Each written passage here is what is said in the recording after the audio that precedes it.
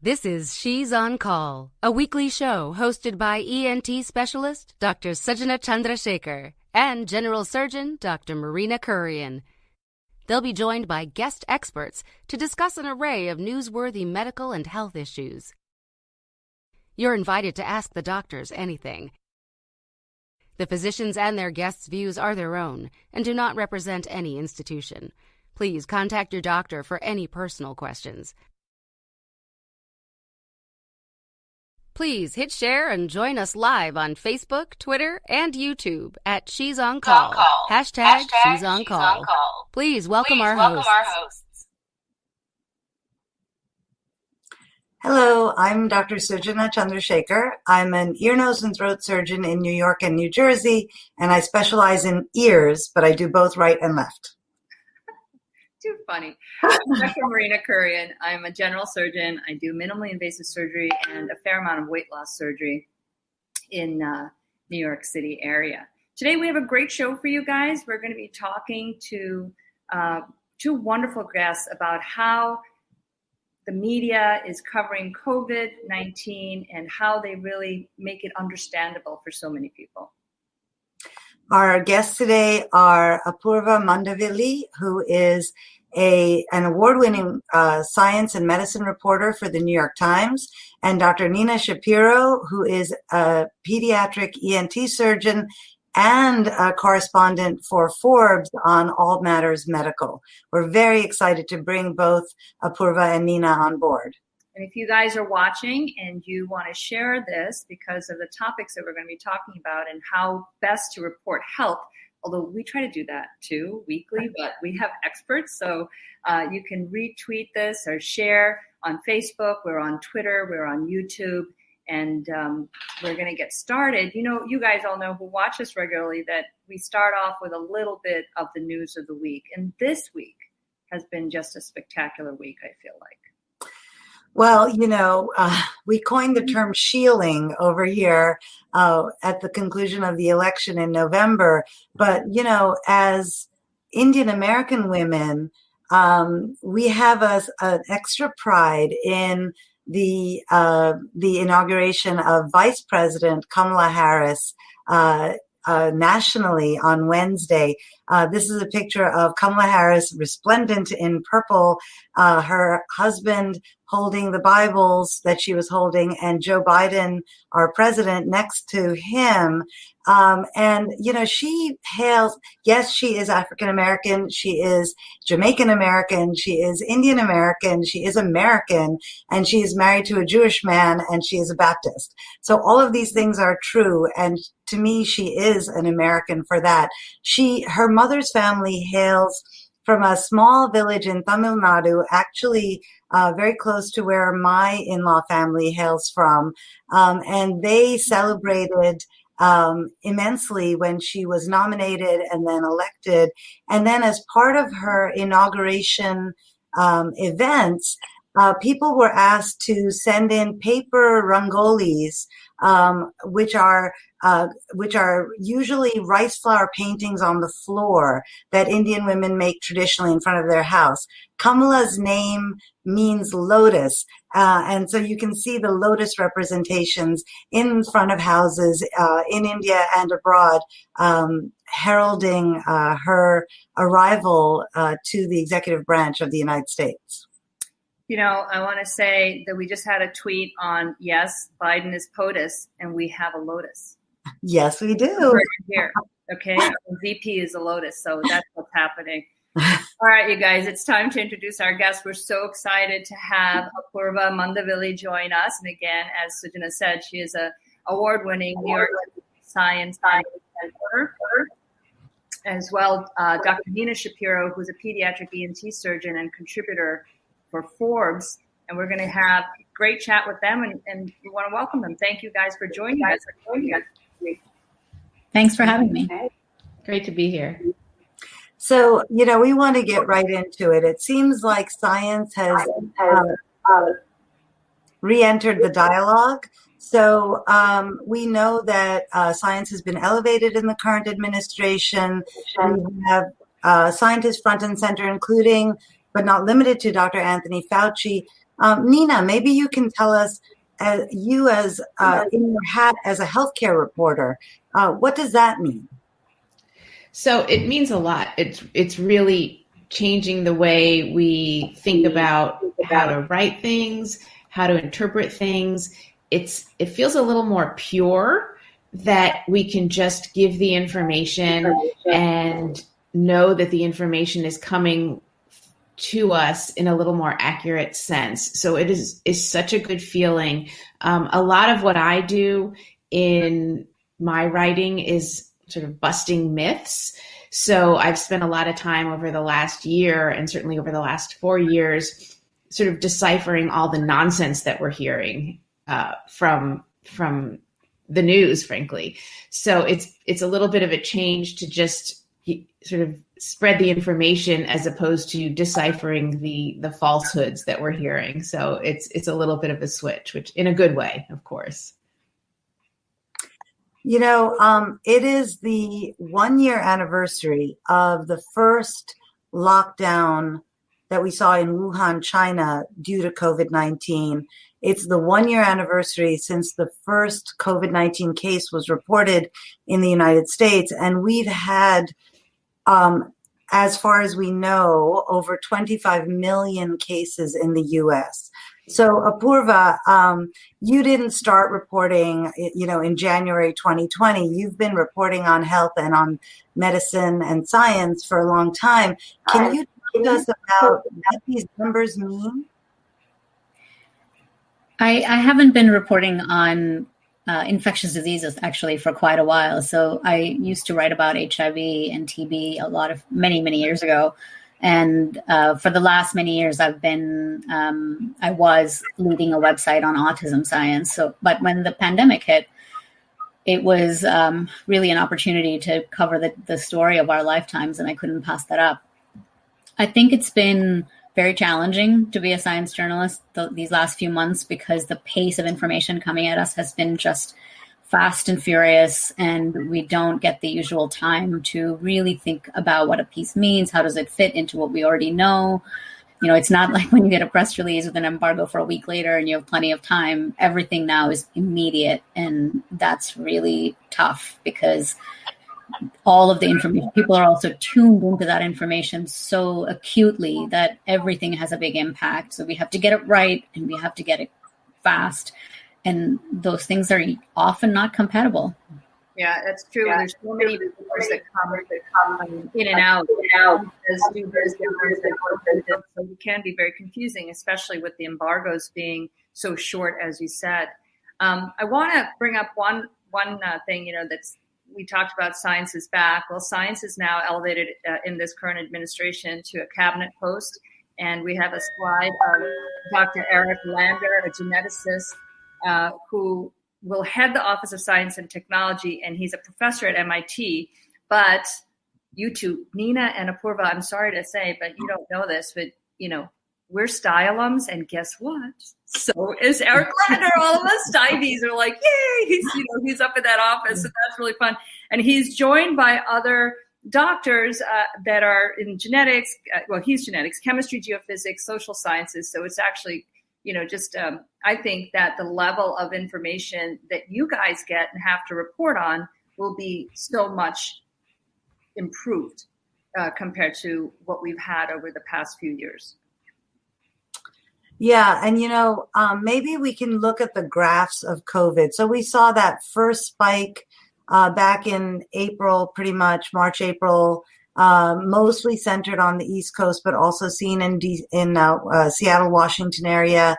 Then we saw this second, much larger spike, but it looks on this graph and in the next graph that we'll show that the cases may actually be decreasing. So Apoorva, it's so easy as humans to take one little nugget and expand it. So how do you take this information as a journalist, not as a physician, to help us understand these numbers? So it's not completely unexpected that we would see a drop, right? Because as the numbers started to surge, especially right after the holidays, there was a big peak, and people did start to follow precautions again. Nobody has really done a full lockdown, but there have been sort of halfway lockdowns in several places. And so you do expect the numbers to come down. But I think when we cover it, it's really important to also say, this is not necessarily permanent. If people stop being careful, it's going to go up again. It's also going to go up if the variant that's been identified in the UK takes off in a big way in the United States. If one of the variants that's been identified in South Africa or Brazil come here, those are also more transmissible, and we are not going to see low numbers. I mean, that the one in the UK, it's started there, first identified in September. You saw by December how quickly it caught on and became the predominant source of infections. And that could happen in the United States. So we really have no room for complacency. And I think when we cover the fact that the numbers are dropping, it's also important to caution people about how that could easily go wrong again. Yeah, you've had a fair amount of Twitter discussion actually about, and just wrote an article, I believe, on not calling it the South African variant and labeling, basically, calling it the China flu was a bad thing. Like no one should have even gone there, but that happened. And so now we're trying to not politicize or alienate any further as we describe these mutations, because what's important is that these viruses are spreading and we don't actually know where it was started. We know where it was sequenced first. And Nina, you actually wrote about a California variant that's out there that they actually named CAL, which is funny. Okay, so they were like, don't label it SA, South Africa this, but now, there's one that you just wrote about that's a California variant. Right. And, they're calling it Cal 20C. And it is potential. And I remember, California is, and especially Southern California is now, I don't know if it's the epicenter of the country, but it is certainly the number of our cases. We were up to 20% positivity within the past week or so. So, dramatic increase in case numbers per day. Los Angeles County has 10 million people, and we were having 20,000 new cases per day, and the hospitals were overrun, 0% ICU capacity. So we were sort of what New York was back in April. And there is this new variant that has been identified in California, and it is potentially the reason that we're having such high cases. It is not exclusive to California, just as the UK variant is not exclusive to the UK, and the so-called South African variant is not exclusive to South Africa.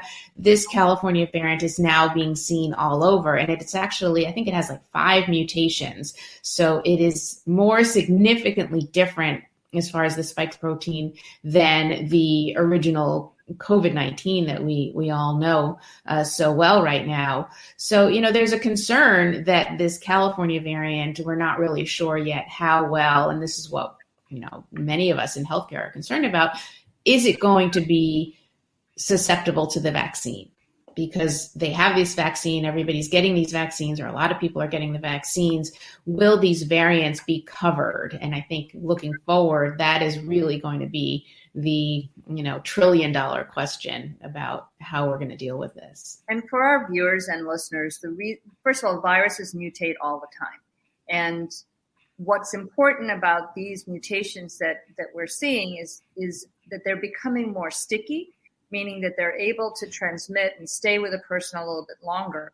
And as you brought up, Nina, we are concerned about whether the vaccinations that I've received, both of mine, Suju's pending for her next one, whether it's going to be protective. And what's good news that we've heard is both Moderna and Pfizer have said that they've tested their vaccines against the UK variant, and I believe also the New Zealand has a variant, and that was effective against them. So it will confer some protection, but we still have to, wear our masks and do our part. We have a picture of a slide of Dr. Fauci back on center stage where he should be, because I think he felt liberated. Oh, thank the Lord for liberation to speak freely about science. So this is, I think, a big change that's going to impact everyone's reporting as well. So, we're seeing different vaccine rates in the world. Like you're seeing that Israel has been very, very efficient at vaccinating much of its population. We can have a big political discussion, but we're a medical show. So Israel's been really successful. The rollout in the U.S. has been very difficult. I will tell you personally, I got my vaccine and will get my second one because I'm a healthcare provider. My aging mother-in-law, has had a bear of a time getting an appointment. It's been very, very confusing. Children, grandchildren have been going on the computer, typing away like it used to be to get Madonna tickets or something, right? So, or maybe Bruce Springsteen tickets or whoever tickets. And so it's hard. The rollout has been difficult here. We're also seeing that the rollout of vaccines is not necessarily going to the places hit hardest by the virus. Right. So, Apoorva, maybe you can talk to us about that a little bit. We have a little map of Chicago that gives us an idea of the heaviest hit areas in red and dark red, and then the areas that are actually getting the vaccine in dark blue are actually the lightest affected areas, the more affluent areas. So, Apoorva, perhaps you can talk to us about that. As you know, the people hit hardest by the pandemic are people from underrepresented communities, African Americans, Latinx community, and those are the people who cannot afford to just leave their job for multiple hours during the day and go stand in line and get a vaccine. So the way that the rollout has been coordinated so far, or not coordinated rather, it's been very haphazard, and it is going to be extremely difficult for people in those communities to get the vaccine. I think what really needs to happen for them to get the vaccine is for us to have things like mobile vans that actually go into that community. And I believe the Biden administration does plan to roll some of that out. So, the initial rollout was extremely slow and extremely terrible. But I think that's picking up. We're up to 1 million vaccinations a day now, and it's going to pick up even more.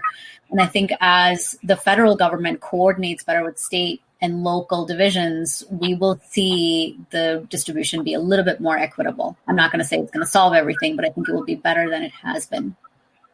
And that's it. We have a slide looking at the rates per country, if we can just pull that up, in terms of vaccination. And I think part of the issues are that who do you trust to get it? Like us, both the institutions I'm at, and Sujit can attest to that as well.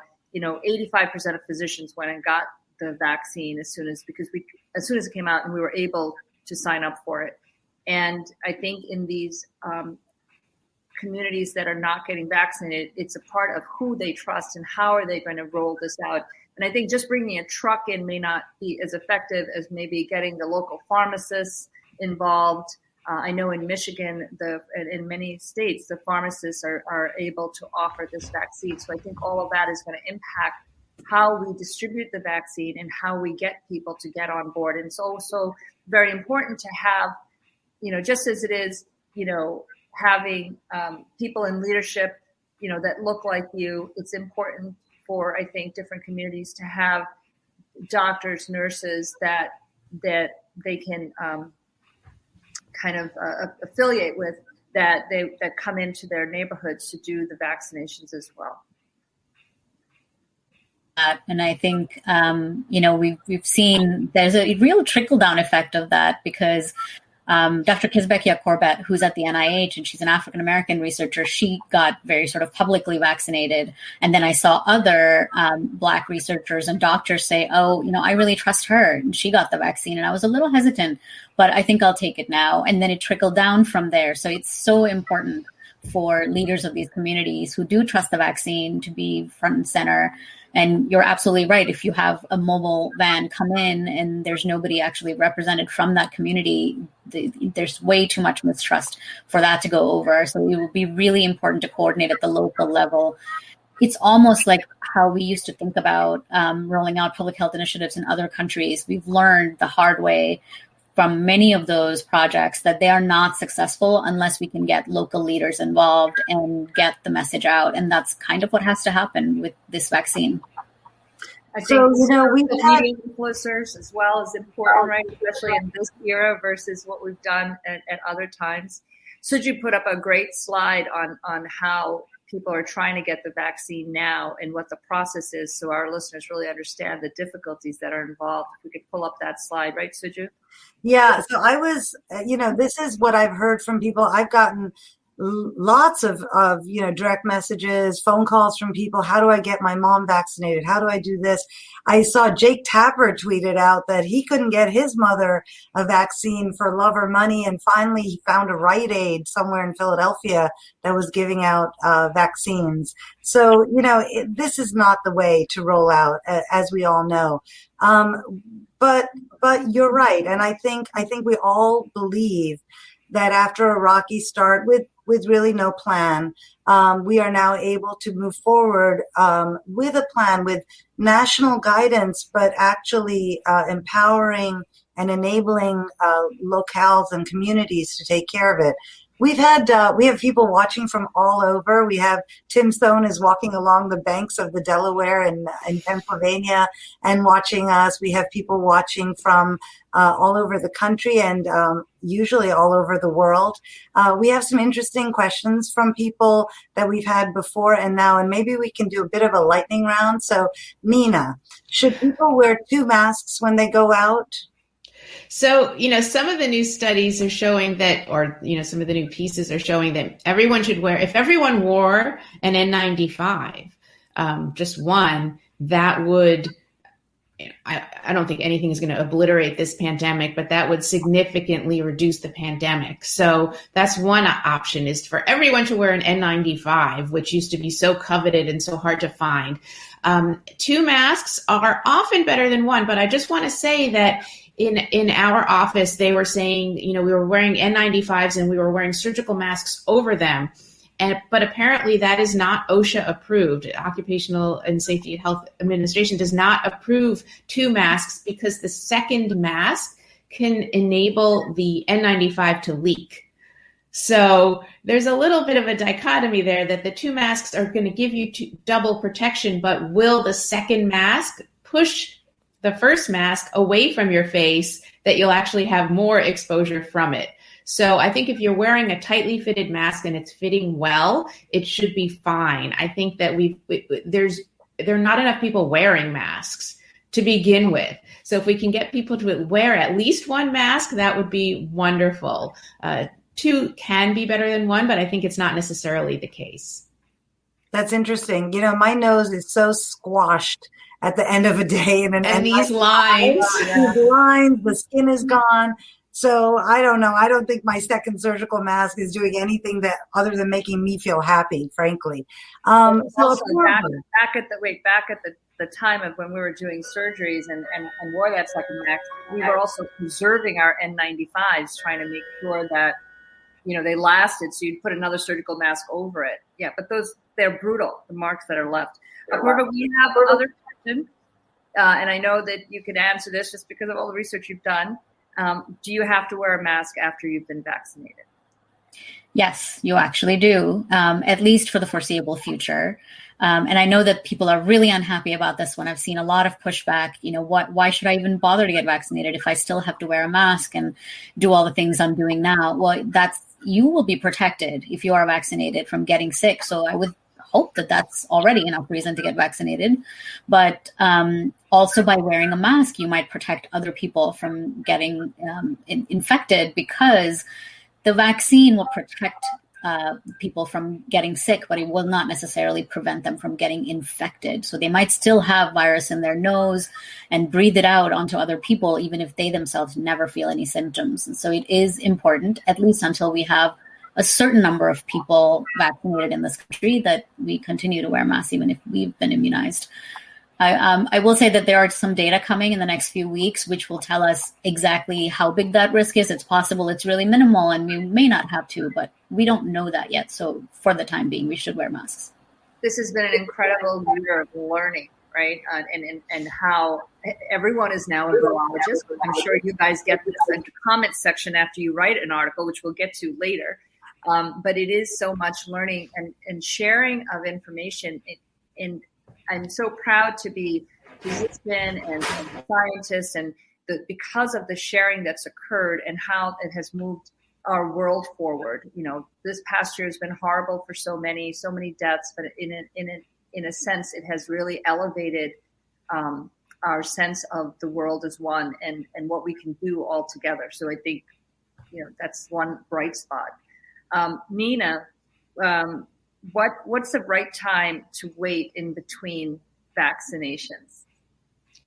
So for the two that we have currently, there's the Moderna and the Pfizer. So Pfizer is 21 days.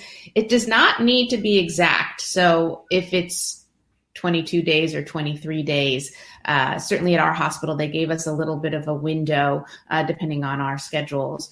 So, but it's about 3 weeks between the first and the second dose. And then for the Moderna, it's about 4 weeks. So that's the interval. And I think that those were the intervals that were studied. A lot of people are saying, well, they must be two different vaccines. Which one is better? I get a lot of that for the people that do have access to vaccines. Which one should I get? Like it's a a fashion decision. Should I get Gucci or Louis? Really get what you can get. They're close to identical. The two, they're not identical, but they're pretty close. So I really, say that just get whatever is available. So it's a 3-week interval or a 4-week interval. That's really it. We are estimating based on the data that about 7 to 14 days after the second dose of either, you are 95% likely to be immune. That is not 100%, but 95% for a vaccine is exceptional. And but really, again, as Apoorva was saying, it doesn't necessarily mean masks off and we're good to go and let's have that dinner party. We're not there yet. I don't think we're there anywhere in this country or in this world. Maybe in Israel. One of the points that people have asked me is if they got the Pfizer shot for their first shot, can they get the Moderna for their second? And the answer is no. If you're getting Pfizer the first time, please get Pfizer the second time, and same for Moderna.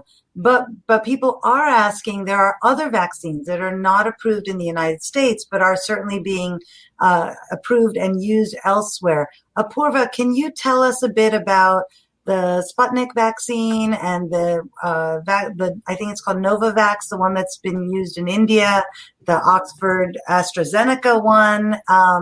Can you tell us a bit about what the research shows for that? So the ones that are really out there right now are the Pfizer, Moderna, but Oxford is the one that's being used in India. It's being produced locally by the Serum Institute, which is a very experienced vaccine maker. So I have high confidence in that one. There's also another vaccine that's been given an emergency authorization in India that's made by a local company, Bharat Biotech, except that we have not seen final data for that. We have not seen the phase 3, the big trial data for that. So it's a little bit weird that they have given it authorization. I don't think it's been used yet, but it's a little bit unusual to do that. There's also, as you mentioned, the Sputnik, which is the Russian vaccine, and then there's Sinovac, which is a Chinese one. Those are not as good as Pfizer and Moderna. Their protection is about 60%, 50% around there. But I will point out that the FDA was willing to approve any vaccine, or at least give emergency authorization to any vaccine for the coronavirus that was 50% protective. That's kind of what we were hoping for at a minimum. So 60% is not terrible either. AstraZeneca is also not super high, but Moderna and Pfizer are just amazingly good. So it seems like we should aim for that for everything, but we may not need that. I think these other vaccines will probably be good enough.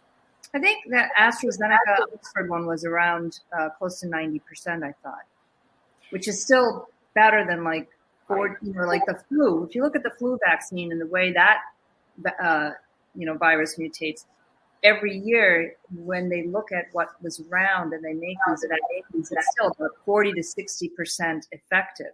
So for 95% for this new mRNA vaccine, it's really spectacular. And I thought, though, that AstraZeneca was, maybe it was 85% to 90, which when you hear 95, you're like, woohoo, let's go there. Let's go get that. Well, they had a bit of a strange protocol. So the numbers from Oxford are a little hard to interpret directly because they had a sort of problem with their protocol. They ended up giving a half dose to some people, and then that seemed to work better. There's some confusion with that one, but I think it's good and it will do the job. So we have another question from Bhargavi that maybe we can address to Nina. Is there a difference between the KN95s and the N95s? And what if you order the N95s online? What's the reliability, let's say, of those? So when we were first sort of dug into this pandemic, N95s again was this coveted item, and in California, certainly in Southern California, N95s are not new because we live in fire country. So most homes have their sort of stash of N95s. The difference is we have that little valve. It's like a Passimir valve that we call it now like a COVID spit valve. So any masks, regardless of N95 or KN95 or fashion statements with those little vents or valves, that is great. It makes it really comfortable because when you breathe, it actually opens it up. So forget about those. Those really don't count. You might as well just be wearing a screen door. So early on, I have to say, Nina, early on in the pandemic, you posted a picture of yourself blowing out a candle through the N95 with that circle thing. And we actually showed it on the show, so thank you very much. And I'm like, oh my God, this video is worth 1,000 words because you were easily able to blow out, let's say, a birthday candle wearing something that's supposed to be sealing your aerosol in. So thank you for that. Yeah, those were incredible, and it's great if you're in a fire or if you're in smoke, or in construction. That's really what they're for because it protects the wearer. But it actually is worse because you're going to be breathing and it's going to concentrate your breath through that little spit valve. So those are a no, and those are actually labeled as N95. So those are out. N95s now are really the kind that we use in the hospitals, and oftentimes they're fit tested, meaning that we test to see which one creates the best seal. So that's what the N95s are. You can still now purchase them, and you just want to make sure that they're not leaking on the sides. The difference, a KN95, from what I understand, is it's not made in the United States, but it has similar. So the 95 is 95% protection, is similar protection as the N95s. I think they're manufactured in China, but they do give excellent protection for the wearer as well as for people around them. So those are fine. I don't think they can be fit tested though. And they tend to have the straps that go around the ears as opposed to behind the head. So there's sometimes a little bit of a gap. But I think that those are an excellent option. And again, people are not wearing masks as much as they should. So at this point, I know we're saying that N95s are the best or double masks, but just wear a mask. If we can get that done for I would say 30% of the population that's still not wearing masks at all, we'll be in much better shape. The current administration, if you've listened to President Biden speak, he has said that if we wear masks, for the next 100 days, we really will be able to decrease the rate of infection. Although we see it's coming down, but it's still super high. And so I think that that's an important piece of information to wear the mask and wear a proper one. The gaiters are not that great. They slide down. They're not protective for you or for the people around you. And these masks, the N95 is very uncomfortable to wear, as we said. KN95s are far superior, and they do seem very similar. But of course, N95, I feel like the N95, because it is fit tested to your face, is really the best one. But that's hard to get the populace at large to get tested and to get fitted. I mean, that's a lot harder. Yeah. So we have a question about vaccine distribution. So we've talked about the fact that the two that are currently approved in the U.S., require 2 shots each. And initially, let's say if you had 50 million doses available, you were giving 25 million doses and then holding the second dose to give at 3 or 4 weeks to the same people. Israel seems to have been able to vaccinate much more percentage of its population, Chris Ramanathan writes, because they are actually giving all 50 million doses out and then waiting for the replenishment of the stockpile. So Apurva, we're going to show a little line graph of the different countries and how successful they've been. And maybe you can explain to us what the thinking is, because you put together the medicine, the economics, the social science of all of this when you report. Yeah, so there are two trains of thought on how to do this. The Biden transition team said that they would release all of the doses and not hold any. And right after that, the Trump administration did the same thing. I think it is important to get the vaccine out to as many people as possible. So that it's a well-reasoned decision to release all of the doses. But there is another train of thought that says we don't know if we will have enough doses to give everybody the second dose. What if we run out? I'm not sure that that's going to be a problem. I think there will be enough doses coming in over the next few months to cover everybody who's being vaccinated now. But vaccine production is tricky. Things go wrong. Entire batches go wrong because of contamination or whatever other problems. There are only so many glass vials and things like that. So there could be manufacturing snags that keep us from getting those second doses. So that is what makes some people nervous, because what you're doing when you only give one dose is that you are giving the virus a low protection. You're basically giving it a chance to maybe adapt to the immune protection, because the virus might still be in your body, or you might still get infected, but the immune protection is not strong enough to completely suppress it. It's a theoretical possibility, but all of these are theoretical because we did not test one dose. Right. So of the 2-dose ones, we didn't test 1 dose, but what they did in those studies show was that at 10 days after the first dose, you had about 80% of immunity versus the 95% after the second. Nina, I want to ask you, there was a question from one of our viewers about the anaphylaxis that can occur with these vaccines, and if it's something that everyone should be very concerned about. So anaphylaxis, which is really a severe allergic reaction, is very rare. And one thing that we should just sort of mention about the vaccine contents is that things like egg protein, or certainly any sort of peanut protein, or any sort of obvious food allergens are not present in these vaccines. So, in the past, when people have been concerned about the flu vaccine, that it has a certain protein that you might be allergic to begin with, that's not the case. So anaphylaxis is a very quick allergic reaction that usually occurs within the first 10 to 15 minutes after receiving a potential allergen. And there was a batch of Moderna, and it was in California, part of it was in California, where there was a cluster of severe allergic reactions, and they actually pulled the bunch of doses off the shelf for a while because they found this cluster. But then looking at the larger picture, for both of the vaccines, it's I think for Pfizer it's about 2 in a million, and for Moderna it's about 6 in a million. So extremely rare. And when you go to get your vaccine, you're going to be in a place where an anaphylactic reaction can be treated. So I'm actually volunteering to give vaccines this coming week at one of the megapods in the Los Angeles area. It's really exciting. And so they're training us how to treat anaphylactic reactions if we are not comfortable doing that.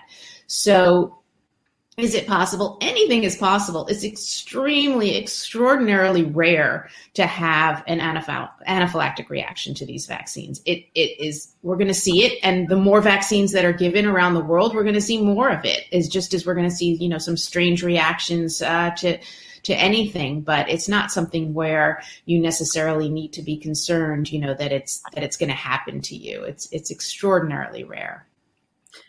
You talked about volunteering to give vaccines, and there are people who are non-medical personnel who are volunteering because there's so much involved with giving the vaccine. There's just checking people in, there's documentation, there's lots of non-medical aspects. Should all of those people be wearing N95 masks when they are in that arena? And Sudha Parekh asks, should we be wearing double masks if we're going to an area that may have more positivity rate?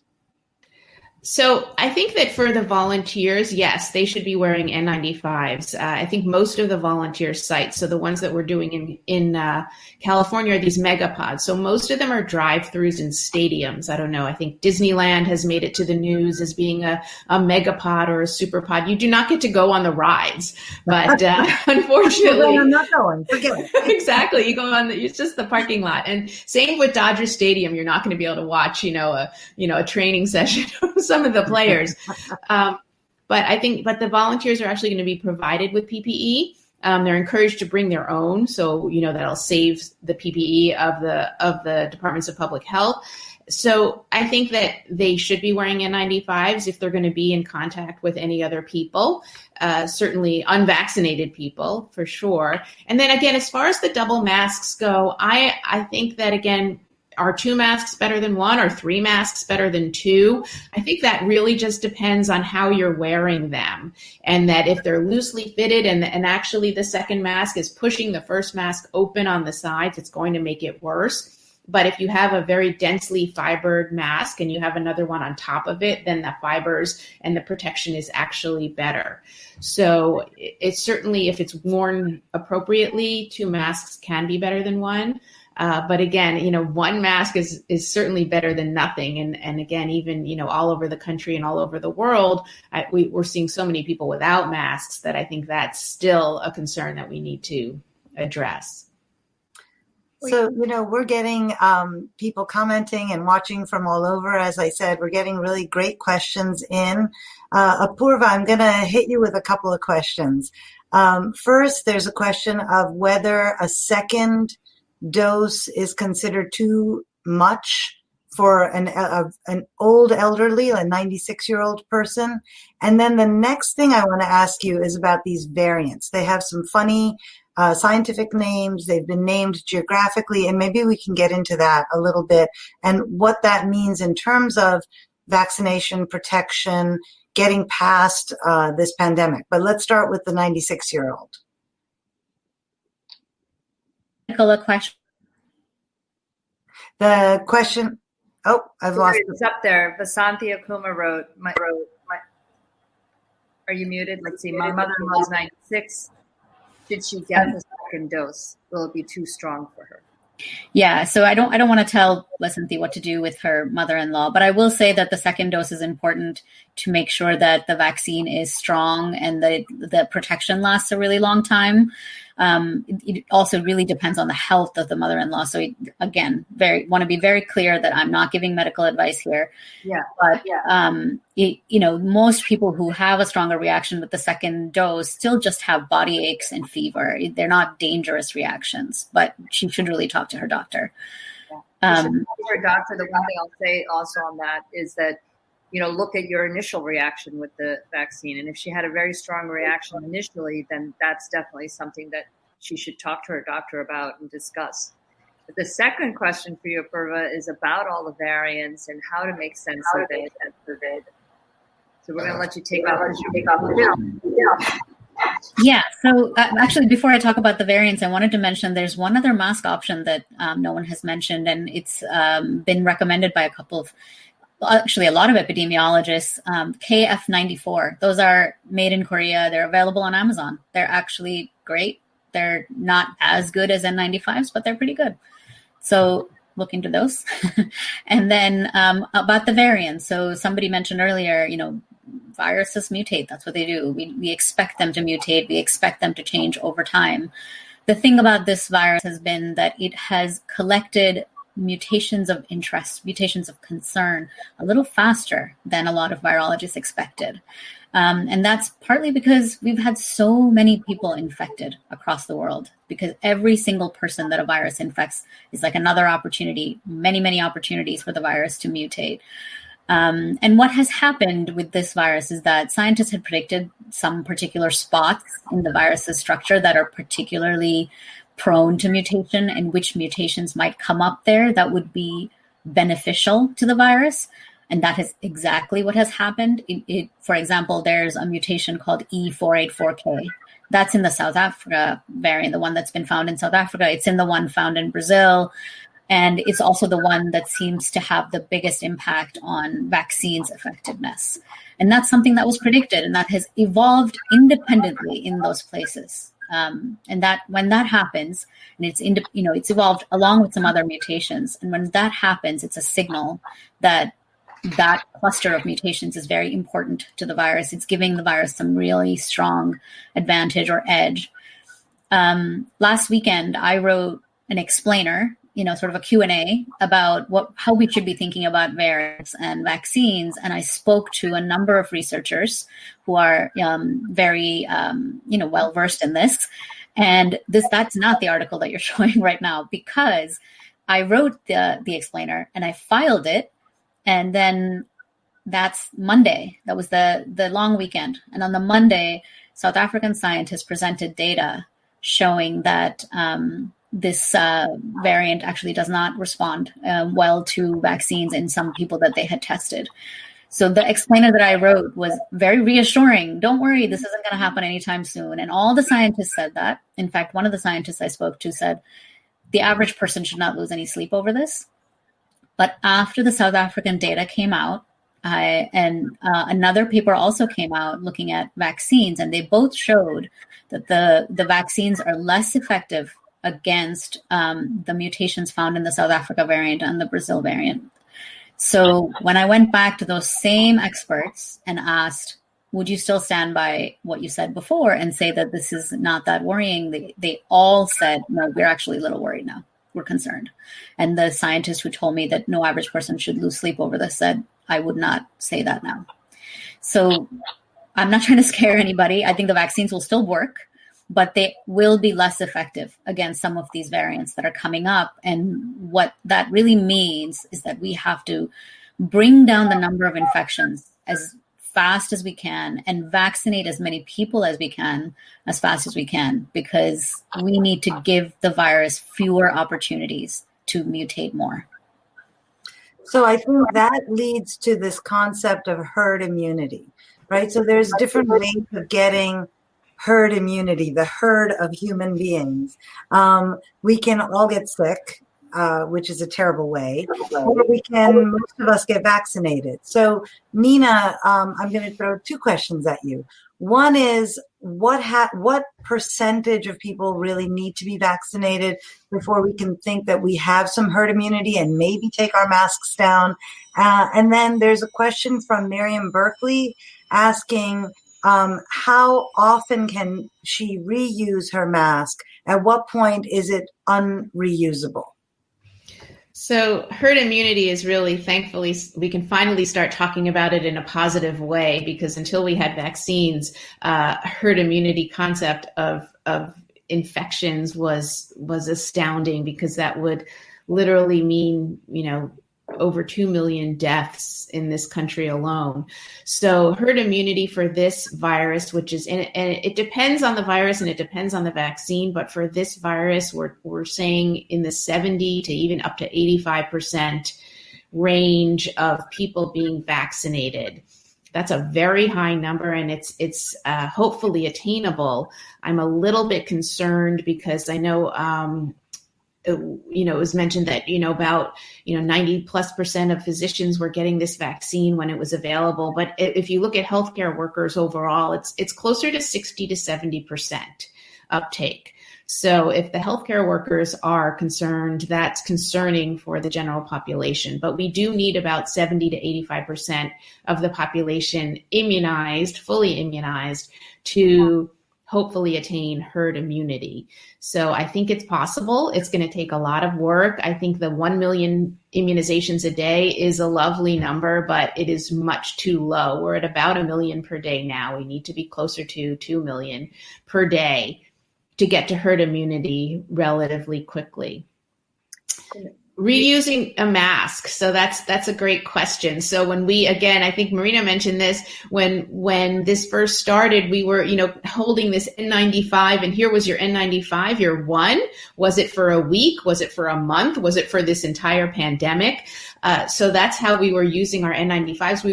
We had a in-hospital system where we would put the N95 in a little paper bag, and it would get through this cleaning process, and we would reuse it when it came back through this special, I think, UV cleaning.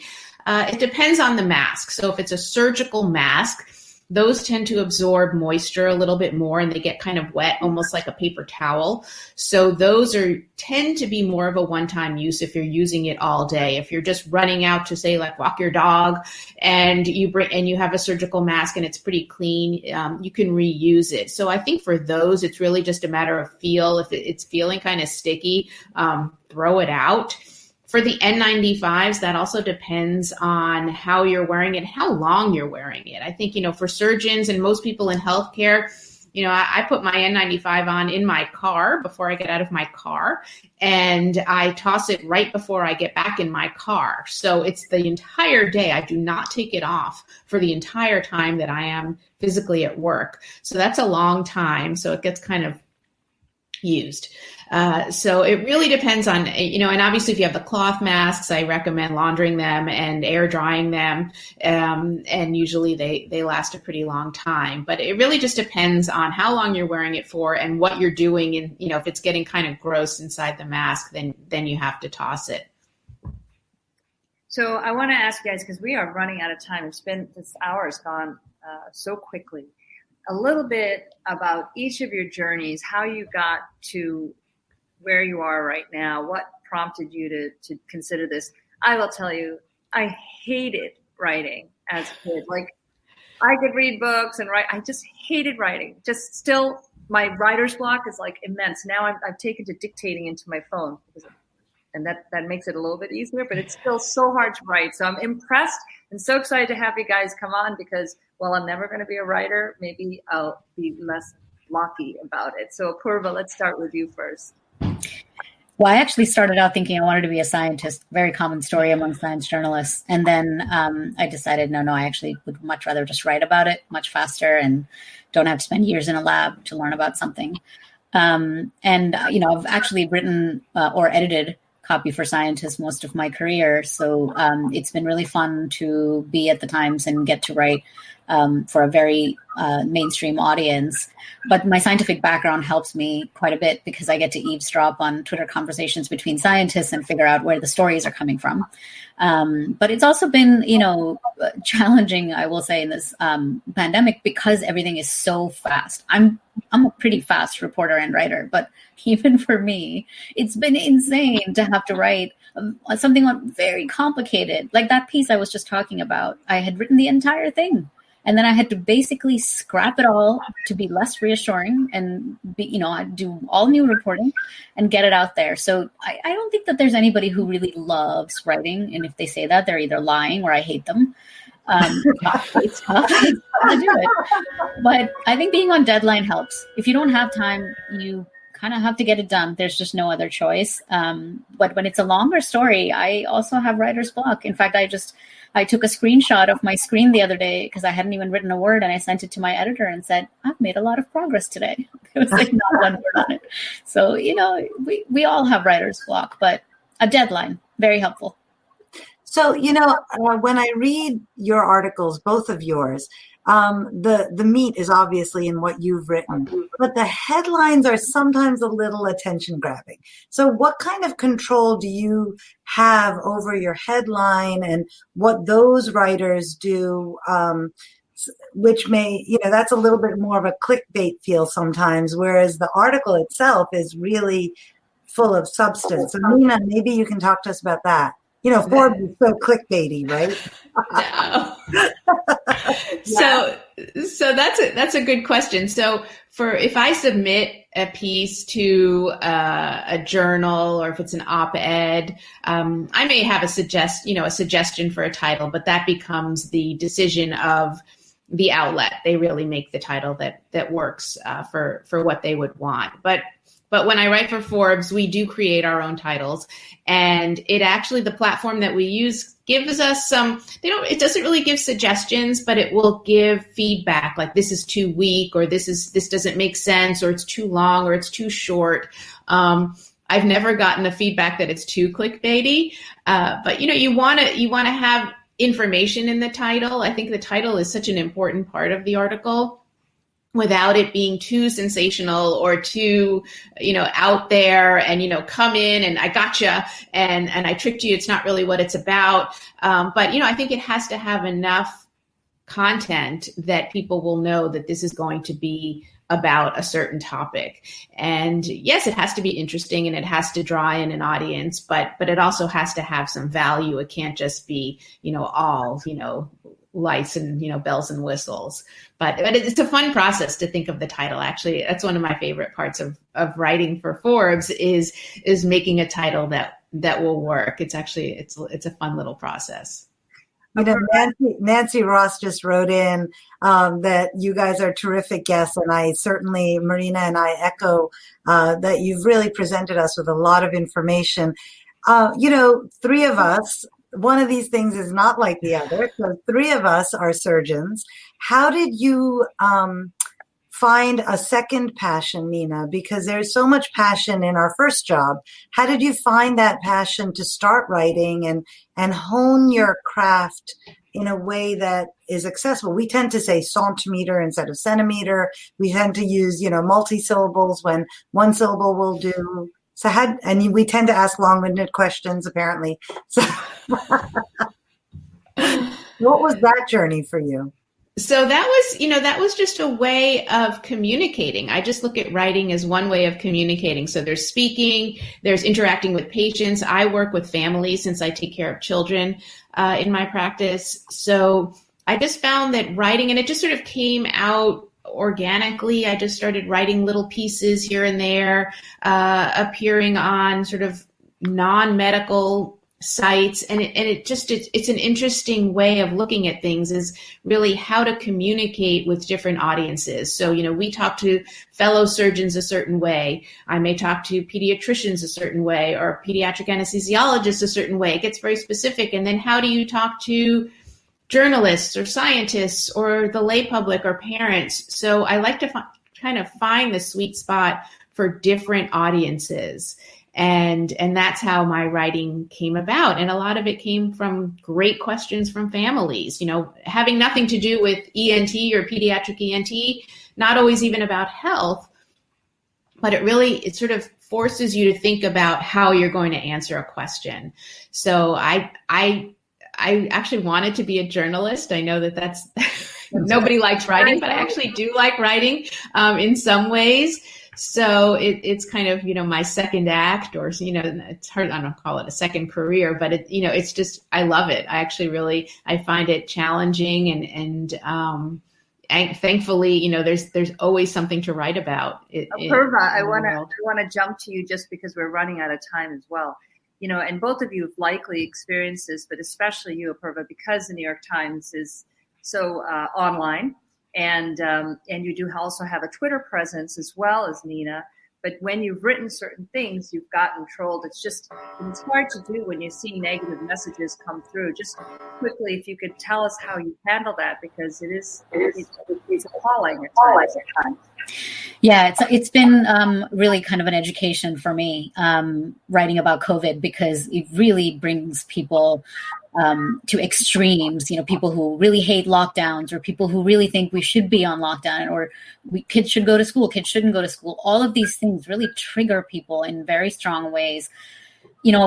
A year ago, I would have just batted against people when they were nasty. And I'm really learning that I'm not just speaking for myself. I have the New York Times behind me, and that is a big institution. So I really try to remember that they are asking me not just as Apoorva, but as a New York Times reporter. And so I try to engage with as many people as I can. I try to answer questions and actually try to give them information. But when they get really nasty and start to swear at me or call me names, block, mute. Every once in a while it gets to me, but for the most part, I just kind of take it in stride. I know that it's part of being a part of the New York Times brand. All right, Apoorva, thank you, because that takes a lot of pride to not react and have a retaliatory session, something that we all worry about in social media because it can always come back to us in negative ways. I want to thank you both so much for joining us. Against Apoorva Mandavilli, who is a New York Times reporter, Dr. Nina Shapiro, pediatric ENT, and also health contributor for Forbes. Thank you guys both for joining us. We want to give a shout out to our team. These are our producers who make this happen. And then next week, Suju, you want to introduce what we're doing? Yeah, so next week we are not live, but we will be replaying our prior show from January 17th, which featured Lash Nolan and Alec Kalick, who are both medical students. It was a terrific show, and I hope if you missed it or if you caught it the first time, watch it again. And we will be back live on February 7th with a brand new show. See you then. Stay safe. Wear a mask.